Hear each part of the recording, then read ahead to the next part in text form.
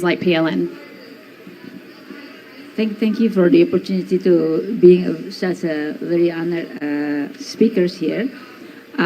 Just to put the context at how relevant PLN in this context with the discussions on the climate finance or the platform like the Global Blended Finance Association. So I think for those of you probably for those of you who have not been so familiar with PLN, so PLN is the sole operator of the electricity provisions in Indonesia. We serve the customers all over the country of around 91 million customers and of revenues of around 32 billion US dollars. So talking about this, we annually, this year, for example, we emit CO2 to the carbon emissions of around 300 million tons. And if we are not doing anything, then it will go into about 500 million tons by 2030. So by then, we need to really do seriously on how to reduce the carbon emissions. To do this, then we need the investments that we are talking about. Yesterday, our CEO talked about 235 million US dollars by 2040. But for now, I think just for 2030, for the next years, up to 2030, we need about 110 billion US dollars. And how are we going to finance this?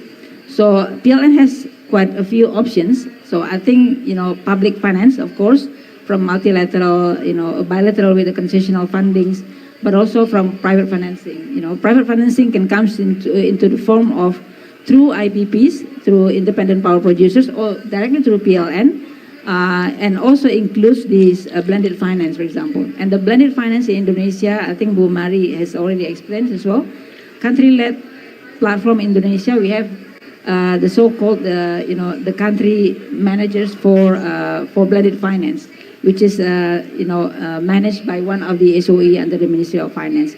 So we have tried also develop the model within Indonesia from the government perspective, government-driven platform. But on the other hand, there is also a Global Blended Finance Alliance that come across to fill the gap between these public-driven schemes and also the global platform initiatives like GBFA. So how do we do, about this and how to unlock the financing for about 110 billion US dollars? I think one and foremost is really for PLN perspective is to prepare the right projects. We have hundreds of lists of projects. In the generation, for example, we need about 80 billion US dollars for the transmission and distribution. We need about 30 billion US dollars, including the backbones, the fishbones, as well as the smart grids.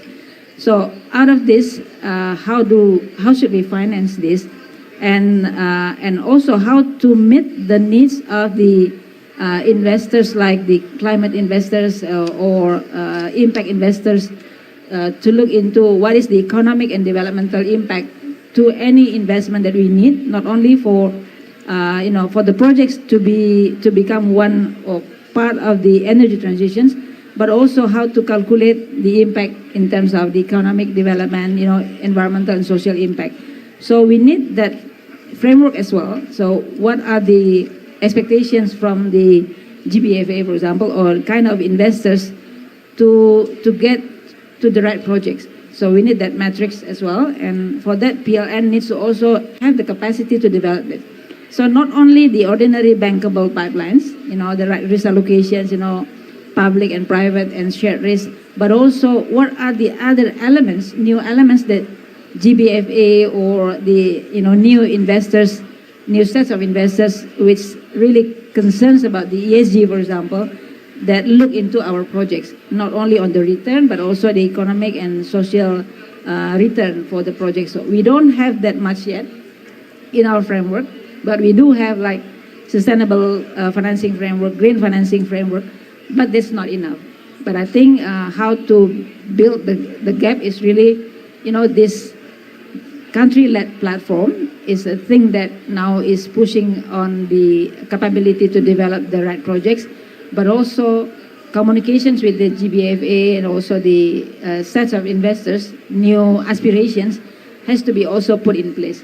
we need to really push more on how to bring the gap and try to have the platform of collaborations and communications more, just to ensure that it's going to be proceeded.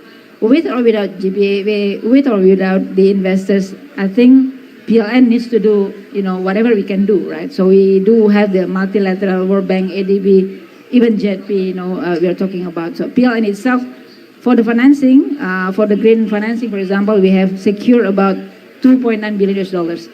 Currently, we are talking with ADB for about $4.8 billion for ETM investment package. And we also talk about this JETP of around $20 billion, plus I think recently we got it $21 billion. But it really needs to get more clarity on what to expect from us.